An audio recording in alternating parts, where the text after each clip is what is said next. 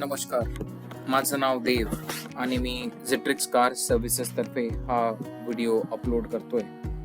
या व्हिडिओमध्ये एक गाडी चालक मालक महावीर कुंकुलोळ आणि त्यांच्या मुलांनी टाकलेली गुगल कॉमेंट त्याचा प्रत्युत्तर म्हणून हा व्हिडिओ बनवतोय, जेणेकरून लोकांना कळावं की आता मार्केट स्थिती ग्राहकांची, व्यक्तींची कशी आहे. गाडी जेव्हा आम्ही पिकअप केली, डावीकडच्या तक्त्यामध्ये तुम्ही बघू शकता एक पॉलिसी बाजारवाल्यांनी बनवलेला ग्रुप आहे आणि त्याच्यामध्ये रेग्युलरली अपडेट्स जात होते की किती अप्रुव्हल आहे, काय आहे. गव्हर्नमेंटचा इन्शुरन्स असल्यामुळे पहिल्या खेपेमध्ये जितकं अप्रुव्हल आलं त्याच्यावरती लागलेलं अप्रुव्हल हे आपल्याला डावीकडे दिसतंय आणि ते अतिरिक्त अप्रुव्हल टाकून किती पैसे होणार एक अंदाजा दिला होता.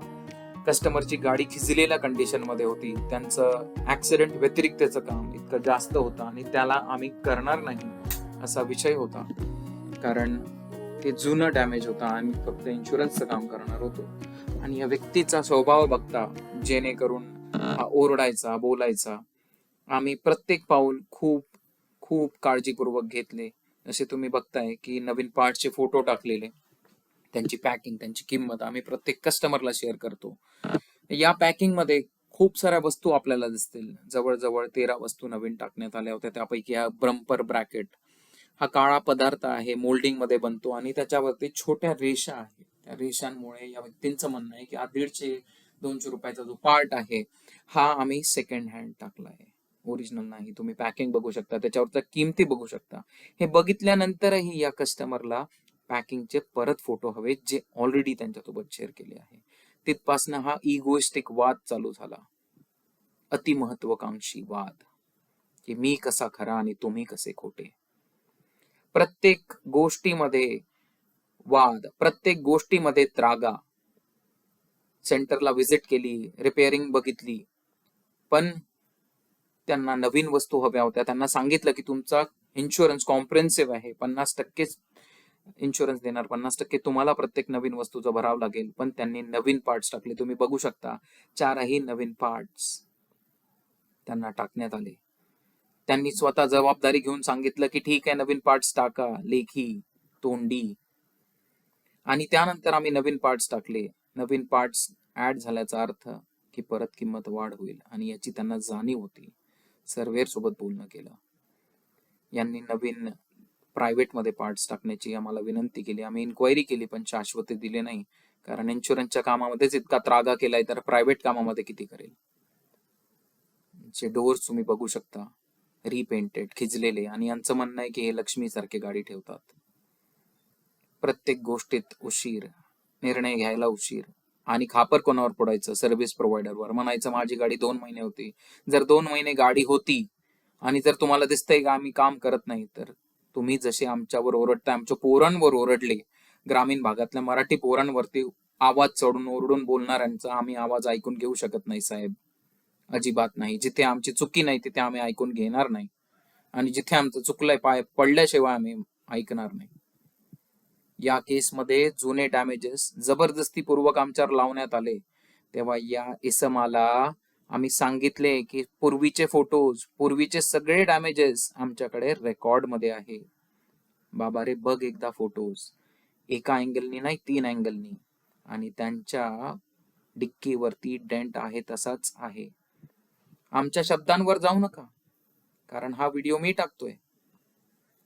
गाडी चेक करून त्यांच्याकडनं आम्ही पुरावाही घेतला की गाडी तुम्ही हस्तांतरित घेतलेली आहे. तुमच्या गाडीमध्ये जे जुने फॉल्ट आहे ते असणारच. फक्त इन्शुरन्सने जितकं अप्रुव्हल दिलं तेवढंच आम्ही काम केलंय. हा त्यांचा मागचा भाग बघा, ज्याला आम्ही हात पण लावलेला नाही. कलर डिफरन्स आहे. त्यांचं म्हणणं होतं की तुम्हीच मागचा कलर डिफरन्स केला.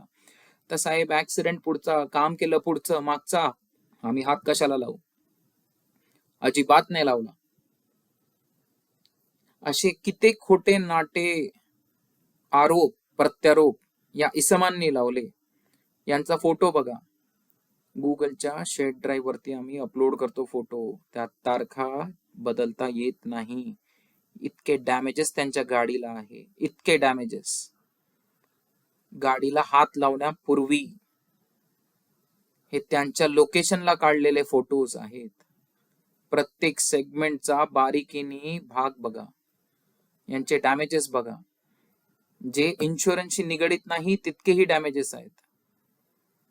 आणि प्रत्येक पार्टचा आम्ही फोटो घेतो, कारण आम्ही चटके खाऊन शिकलोय. असेच लोक खोटे बोलतात आणि असेच आरोप करून छोट्या मोठ्या वर्कशॉप्सला दाबा, त्यांच्यावरती आवाज चढवा, त्यांचे गुगल रिव्ह्यू टाका.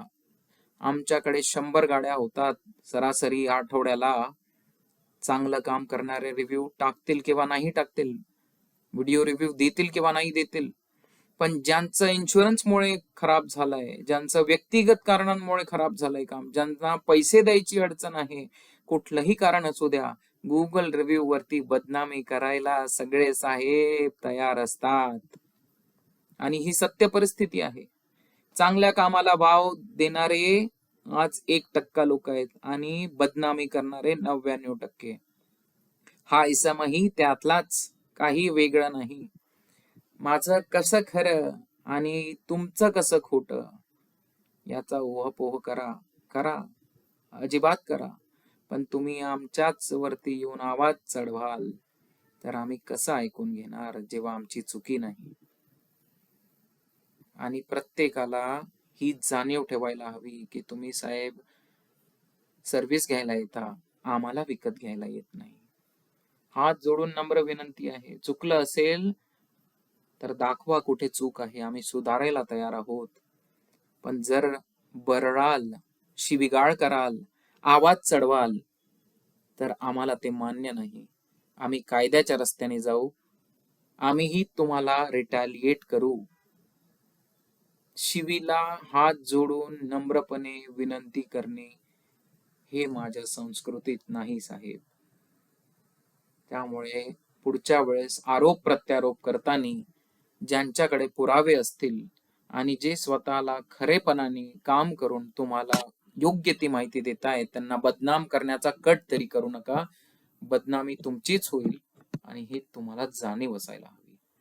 हा व्हिडिओ आम्ही पहिल्यांदाच बनवतोय. या आधी यानंतरही कधी बनवायची ही वेळ येणार नाही, कारण हे एक उदाहरण आहे त्या लोकांसाठी जे दुसऱ्यांना गलिच्छ समजतात, जे दुसऱ्यांना काहीच समजत नाही. आपल्या फार्मसीमध्ये बसून गोळ्या विकताना गोळ्यांचं मार्जिन बघणारे लोक, त्यांना वाटतं की पार्ट्स मध्ये तसेच